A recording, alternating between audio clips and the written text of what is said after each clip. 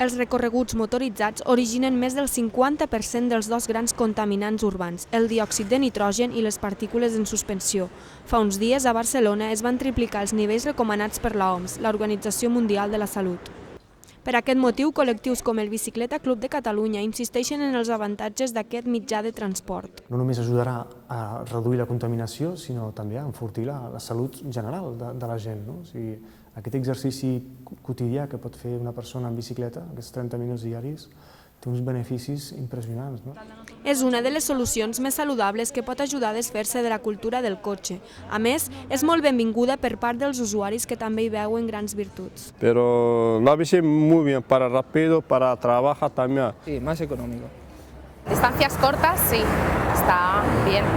Moltes altres mesures també poden aportar un granet de sorra a aquesta qüestió. La bicicleta és un element més, no és l'únic, no és que tothom hagi d'anar en bicicleta, sinó és un element més amb molts altres. Estem parlant de mesures de xoc per reduir els cotxes que accedeixen, parlant dels peatges, l'àrea verda. Mesures com reduir el nombre de taxis que circulen sense passatgers, el seguiment de l'activitat industrial o la reducció de vehicles dièsel s'afegeixen a la de potenciar l'ús de la bicicleta, per tal de reduir la contaminació a les grans ciutats. Un problema tangible des d'aquí, la Gran Via de Barcelona, on milers de vehicles emissors de diòxid de carboni circulen diàriament. Marta Ruiz, Televisió Pompeu Fabra.